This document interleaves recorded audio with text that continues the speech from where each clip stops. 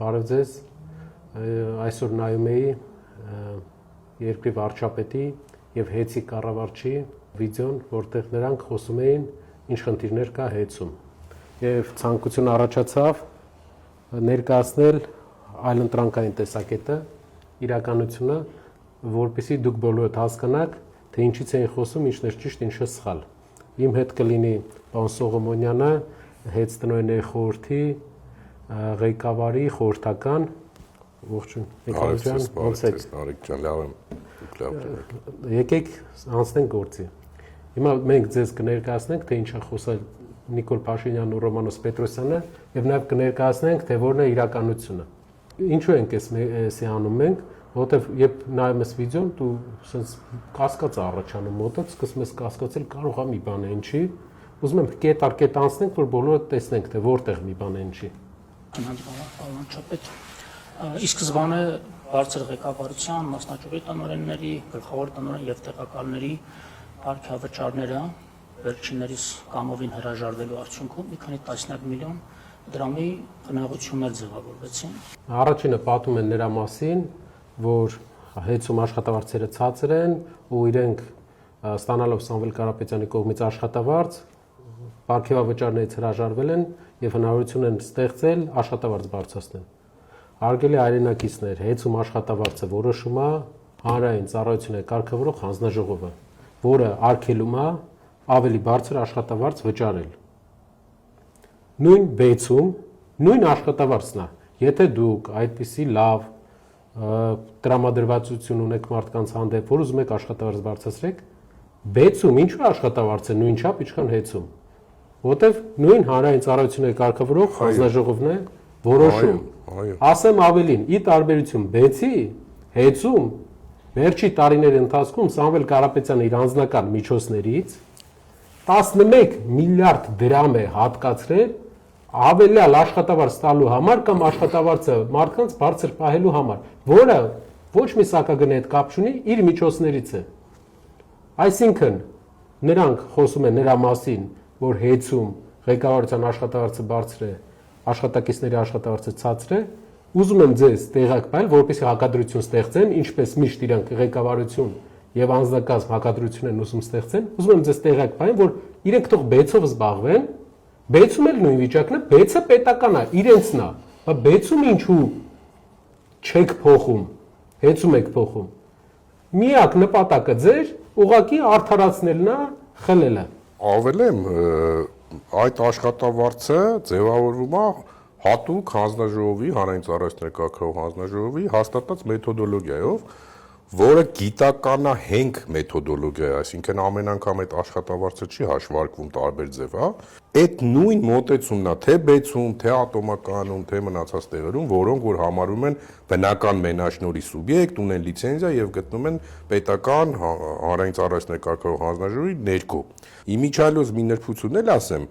աշխատավարձի ֆոնդը հաշվելիս ըստ գործող պետական ստանդարտների սահմանվում է նաեւ աշխատողների թվաքանակը։ Այսինքն ոչ միայն մենք ենք որոշում քանի հոգի աշխատի։ Հենց այդ կարգավորման տիրույթում մենք սահմանափակ ենք թե աշխատավարձի տարեկան ֆոնդով, թե աշխատողների քանակով։ Բայց չնայած դրան, Սամվել Կարապետյանն 28 միլիոն դոլար իր գրպանից վճարել է 11 միլիարդ, որ աշխատավարձերը հնարավորինս բարձր պահի կամ ավել մարդ պահի աշխատանքի։ Պարզ ասենք, հասարակ քաղաքացին դրա համար չի վճարում։ Հասարակ քաղաքացին հավելյալ աշխատավարձերի համար չի վճարում, վճարում ենք մենք, վճարում է Սամվել Կարապետյանը իր միջոցներից։ Անցնենք երկրորդ կետին։ Տվյալների անհետացում։ Ինձ համար շատ կարևոր է, որ մենք կոմունիկացնենք, որովհետև երբ որ ասում են տվյալները անհետացել են, ուզում են ասեն, որ եղել է անհամաչափ հավելագրում ու անհետացրել են, որպեսզի մարդիկ չտեսնեն, թե ինչքան են սպառել։ Եվ շատ ինքնավստահ հեծի կառավարչը ասում է, որ չի վերականգնվել։ Նայենք վիդեոն։ Որ 2018-ից 24 թվականի տվյալները անհետացել են, դա եւս առանձին բավականին ցցուն պատկեր է կառավարման ճգնաժամի, ինչ պետության այդ դերասած հավելագրումները այս նոր ժամանակահատվածի մասին են, թե նախորդի։ Մինչև կառավարչի նշանակումը։ Հարգելի հայրենակիցներ, որովհետեւ դուք ստուգեք ճշմարտացիությունը, այս պնդման, որ ջնջվել է Նա ասում է, որ ջնջվել է, իհարկե խնդիր եղել է, խնդրից կպատմեմ, բայց ինքը մոռանում է նշել, որ ջնջվելուց հետո վերականգնվել է, իսկ վերականգնվել է նրա համար, որ իմ կողմից եղել է խիստ ցուցում եւ եղել է ծառայողական քննություն նախաձեռնված իմ կողմից, որի արդյունքում 2-3 օրվա ընթացքում վերականգնվել է, որպեսզի հասկանաք, նույն խնդիրը եղել է բանկային արկա համակարգում Հայաստանի 3 ամիս առաջ։ Քանի օր 2-3 օր նմանապի խնդիրներ կային, այսինքն ամբողջը խառնվել էր իրար, մեկ ցույց էր տալի մեկին պարտքես, մեկ ցույց էր տալի առելի գումար կա, հետո ընդհանրապես ոչ մի վճարում չէր կարող մոբայլով։ Արկա համակարգը, որը կենտրոնական բանկի համակարգն է, 3 ամիս առաջ նույն խնդրին առերեսվել է եւ լուծել են էլի 3 օրվա ընթացքում։ Իսկ որpիսի դուք վստահ լինեք, որ ապացուցելի է, գնում եք հեծի գլխավոր ֆրոնտ օֆիսներ եւ պահանջում եք ձեր վերջի 3 տարվա տվյալները սպառման։ Ձեզ տալու են այսպիսի, չգիտեմ, բանով կերևա թե չէ, այսպիսի տվյալների ցանկ, որով դուք կտեսնեք, թե ինչ սպառում եք ունեցել վերջի 3 տարում։ Ով չտեսնի, խնդրում եմ, գրեք մեզ, գրեք Կասկադ ընկերությանը, Կասկադը կտա։ Ասեմ ավելին, այդ ծրագիրը դրվել է Տաշիր ընկերությունների խմբի կողմից, ճիշտ է, որպեսզի կորուստները, որտեղ որ գործարկել ենք այդ ծրագիրը, 14%-ից իջել է 6%։ Եվ այդ ծրագիրը հիմա գործում է։ Մենակ դրա հաշվին է կորուստը երկրում իջել, հասել, ինչպես պարոն Պետրոսյանն է նշում, Ֆրանսիայի, Ֆինլանդիայի մակարդակին։ Սա ուղղակի ցույց են տալիս, որ հատուկ են ինչ որ ձև ջնջել, իդեպ այս բոլոր իրադարձությունից 6 ամիս առաջ։ Ես մի բան ավելեմ, Նարեկ ջան, 2016 թվականին, երբ որ հաստատվում էր այս լայնածավալ ներդրումային ծրագիրը, Տաշիր կապիտալի եւ մյուս բաժնետիրոջ կողմից, որ պետք է հեծում իրականացնի, պետության կողմից կարևորագույն խնդիր էր դրվել, այսպես ասած, այդ Լուիսի Մարտի ինստիտուտի դուսհանումը, մարդկային գործոնի վերացումը էլեկտրոէներգիայի հաշվառման մեջ, որովհետեւ ուզես թե չուզես տեխնոլոգիայով պայմանավորված եւ մարդկային գործոնով պայմանավորված, այդտեղ բազմաթիվ խնդիրներ էին առաջանում։ Հիմա ինչ է ստացվում։ Մենք ներդրել ենք մի հատ մեծ համակարգ, այդ ավտոմատ հաշվառման համակարգը, որpիսի եւ այդ մարդկային գործոնը կրճատենք, հա, եւ մեր հաշվառումը ըստ այնմ ճիշտ իրականացնենք եւ սպառողը կարողանա ցանկացած ժամանակին մտնի իր տվյալները տեսնի այդ պարագայում։ Յուրաքանչյուր նոր համակարգ, երբ որ ներդրվում է,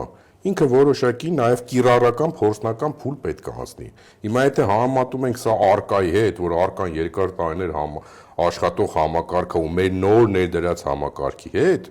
բնականաբար նմանատիպ խնդիրներ տեխնիկական բնույթի, իսկ դա հաստատվում է նաև հարցազրույցից, որ դրանք տեխնիկական բնույթի են, հա,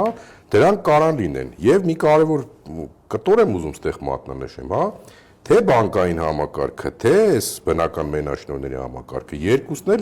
կարգավորման տակ են պետական, այնտեղ կենտրոնական բանկն է կարգավորող մարմինը, այստեղ հանրային ծառայությունները հանձնաժողովը։ Այսինքն նմանատիպ հզոր համակարգերի հետ, երբ որ խնդիր է ալնում, մոտեցումները ուզած թե նույնանման պետք է լինեն, որտեղ դրանք բացառիկ են համակարգում։ Եվ վերջի կտորը, այդ 700,000-ը, որ մատնանշվում է, ըստ էության այդ 700,000-ի մասին չի կարա խոսք գնալ։ Այդ համակարգից օգտվում է 700,000 բաժանորդից ընդամենը 1200 հոգի։ Այսինքն այն ինչ որ ցույց են տալիս ու ցավալի է որ երկրի ղեկավարը ուղղորդում է ցույց տալիս։ Գուցե կանոնի կոպիտ խախտում է եւ տվյալ փաստը հատկանշականն այն է, որ ժամանակի տնօրենն ու կառավարիչները թաքցրել հասակայից։ Թեպետ ծառայական քննություն են նշանակել, որոշակի մեղավոր շրջանակներ են դուրս բերել եւ այդ ամբողջ փաստաթղթերը հեծում պահում են խնամքով, բայց որևէ կերպ հաշվետվություն։ Խոսքի մեջ ասում է, որ թաքցվել է հանրային ծառայությունների կարգավորող հանձնաժողովից։ Ինձ թվում է հանրային ծառայությունների կարգավորող հանձնաժողովի ղեկավարը, եթե լավ հիշի, կհիշի, որ ինքը գիտի, որ այդպիսի խնդրեմ է տեղի ունեցել եւ այդ խնդրեմը ինչ որ լուծում է տրվել։ Գնումների պլանով, ընդ որում պարոն վարչապետ շեշտեմ, որ գնումների պլանը, ներդրումային ծրագիրը, հաստատացակը, դրույք հաճախել բոլոր հիմնարար փաստաթղթերը մենք շարունակում ենք աշխատել դեռևս տարեսկզբին իրենց իսկ կողմից հաստատված փաստաթղթերի հիման։ Պարոն Պետրոսյանն ասում է, որ գնումների պլանը շարունակում են կատարել մեր կողմից հաստատված ներդրումային ծրագրով, նաև ասում է, որ վարկերը մարել են, ընկերության վարկերը մարել են ու դա շատ մեծ պլյուս է ներկայացնում։ Ուրեմն ներդրումը երկու անգամ քիչ են արել, հաստատած, փողը տված մեր կողմից հատկացրած գումարներով, մեր շահույթի հաշվին հատկացված գումարներով 46 միլիարդից արել են 23 միլիարդի նշելով։ Երկու անգամ քիչ են արել։ Երկրում 23 միլիարդ քիչ ներդրում արվել, որից մոտապես 5 միլիարդ քիչ հարկ է գնացել։ Հարկատուների հաշվին նստել է եւս 13 միլիոն դոլար։ Ռոմանոս Պետրոսյանի նշանակում է հեծ։ Սրա մասին ոչ ոք չի խոսում։ Երկրում այս տարի երկիրը արդեն իսկ կորցրեց 50 միլիոն դոլար ներդրում միայն քաղաքական արկածախնդրության արդյունքում։ Դեռ չհաշված մյուս թերությունները, որ կունենանք մենք ապագա ներդրողների հետ կապված, երբ իրանք իմանան, որ երկրում ոչ թե ազգայնացնում են հեծը, ինչպես իրանք են սիրում ասել, այլ վերջում ասում են, որ նոր ներդրող են ման գալիս։ Իրենք չեն ազգայնացնում, իրենք սեփականատեր են փոխում։ Մի մարդուց վերցնում են հայ ազգանով, հայ անով, հայ ազգությամբ մարդուց եւ տալիս են ուրիշ մարդու, բայց ավելի բարեդրացիական հարաբերություններ ունեցող իրենց հետ։ Շարունակենք։ Որոշություն չեն կարել։ Դա սկզբունքային չեն կարել, որպեսզի հետագայում չշահարկվի, որ մենք պիտի զարգացնեինք կառավարչի ապարատը եկավ եւ այլն։ Եվ իրենց իսկ հաստատված գնումների պլանով,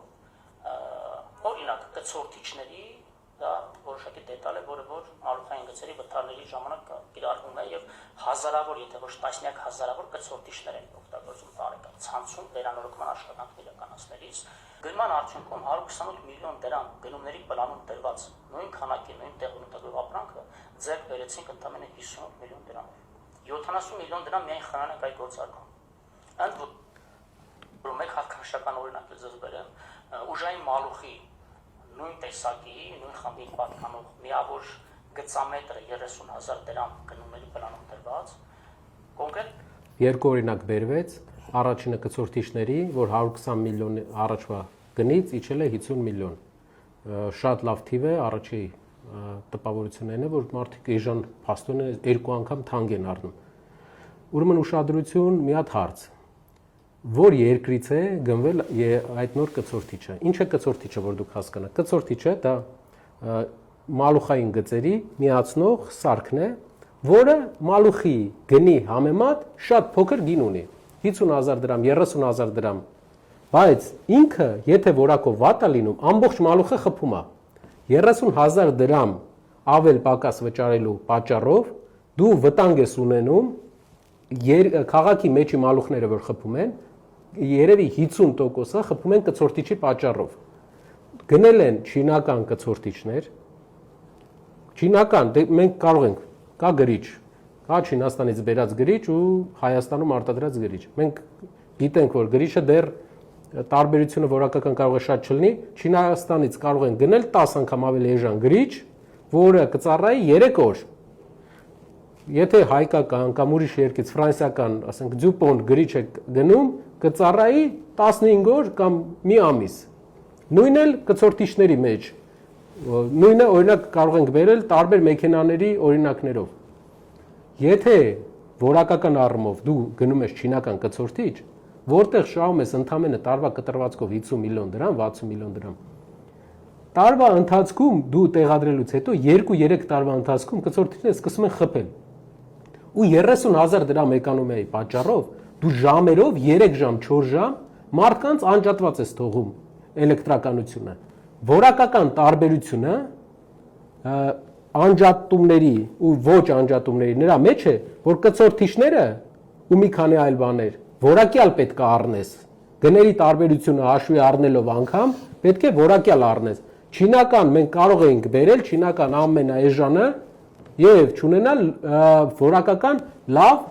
իրավիճակ։ Կարևոր է նյուանսների մեջ խորանալը, ոչ թե մարդկանց աչքին ինչ որ շղար մի բան էլ հավելեմ էլի նարեջան, ավելին, հա, եթե նույնիսկ մենք թանկ առնեինք, հա, մեր որակյալը, էլի այդ գործողությունը հանձնաժողովը, այո, մի հատ նայելու է, եթե դա թանկ է, եթե թանկ է, ինքը 20 տարում պետք է մեզ վերադարձնի, կարա չվերադարձնի, կեսն էլ վերադարձնի։ Միլիոնավոր, տասնյակ միլիոնավոր տենց օրինակներ կան, բայց մենք գնում ենք թանկ, երբեմն թանկ առնելու որակի հաշվին։ Կցորդիչը պատկերացնում եք 100 միլիոն դրամանոց գիծես փռում 30,000 դրամի վրա կցորդիչի վրա էկոնոմիա է ստանում։ Ուզում եմ երկրորդ բանն էլ դնեմ, որ ինքը հետաքրքիր բան ասի։ Մինչ այս տարիների վեր հարյուրավոր միլիոն դրամների մատակարարեցին, այդ ընկերությունը գալիս է առաջարկ անում 30,000 դրամի փոխարեն 19,200 դրամ։ Վերասակարկման արդյունքում այլ ընկերություններ ավելի ցածր գին են առաջարկում, եւ տվյալ ընկերությունով տվյալ ուժային մալուխը ավանդաբար մատակարարել է 28-ից 30,000 դրամով գծամետրը, մատակարարում է 18,400 դրամով գծամետր։ Ուրեմն նշում է, որ մալուխը նույն ընկերությունը, որ առաջ բերել է 28,000-ով, հիմա 18,000-ով է բերել, այդ մրցույթի մասին մենք տեղեկացանք մի քիչ առաջ ու մրցույթի մենք էլ զարմացանք, հետո պարզվեց տվյալները կհրապարակենք, որ տվյալները սխալ են, սուտ են, մալուխները տարբեր են, նույն մալուխը չի, տարբեր տեխնիկական մալուխ է։ Այսինքն կարող ենք ասել, որ նույն որակի նույն տեղ բնութագրի առնվազն 60-70 մինչև 100% ուռճացված կներով, ինչը ուղղակիորեն ներդրումային ծրագրերի մաս։ Պարոն Պետրոսյանը ասում է, որ գնումները իրականացրել են 60%, 70% ուռճացած գներով։ Պարոն Պետրոսյանը երևի չգիտի, որ եթե 100% ենք թվի մեջ հաշվում, 60% ուռճացված է, այսինքն 100%-ից, օրինակ, եթե հետ են գալիս 60%, 40% տարբերությունը, եթե շահութարկ ենք նայում, ավելացված արժեքի հարկն ենք նայում, բոլոր հարկերն ենք նայում, եթե ոչ մի ինքնարժեք չենք դնում, արդեն 32%-ը 100%-ի ինքնարժեք է, չի կարա 70% էժան լինի։ Շատ կարևոր է, որ մեր պետական մարմիններում աշխատեն մասնագիտական փորձ ունեցող մարդիկ։ Եվ նաև շատ կարևոր է, հեսա տեսնենք վարչապետը ինչ կարծիքներ է հայտնում։ Սակավինի կառուցվածքի մասը կազմում։ Դե հիմա այս բոլոր թեմաներով մենք հետաքրքրություն նախաձեռնել ենք, որ հասկանանք ոնց է տեղի ունենում, կամ ոնց է տեղի ունեցել սա։ ՀՑԿ-ի վարույթի շրջանակներում ՀՑԿ-ն որպես վերահսկող կարգավորող պետական մարմին բոլոր այդ նյութերը ուսումնասիրել են եւ այդ նյութերի այն հատվածը, որոնք որ փաստաթղթերով պատշաճ հիմնավորվել են, բոլորը դրվել են վարույթի հիմքում։ Այն դեպքերում, որտեղ որ մենք արելույթ հանցակազմի դրվագներ ենք տեսել, ես ինքս հաղորդում ներկայացրել նաև գրքավոր դատախազություն։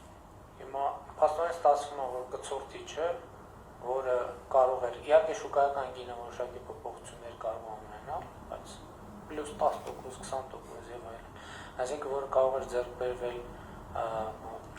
նորացած 60 միլիոն դրամով, ձեռք է բերվել 130 միլիոն դրամ։ Այո, ընկերության տարեկան բյուջեի մեջ նախատեսված եղել 130 միլիոն դրամ։ Շատ լավ։ Դե սա շատ կոնկրետ փաստեր են եւ տպավորություն է ստացվում, եթե չեմ սխալվում, ասենց երևույթները, երբանները փողի լվացում են կոչվում։ Մեր երկրի ղեկավարը, որը էներգետիկայից եւ կցորդիչներից բավական մեծ տեղեկություն ուներ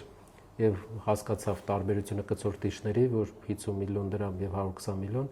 նաեւ հիմա տվյալները ասում իրավաբանությունից արդեն, որի մասնակետ արդեն էլի եւս ինքն է, որ սա փողերի լվացում է։ Հարգելիներս,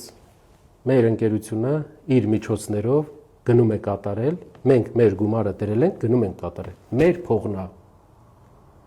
Սակագնի փողը չի դեռ։ Սակագինը վերադարձնելու 20 տարի հետո։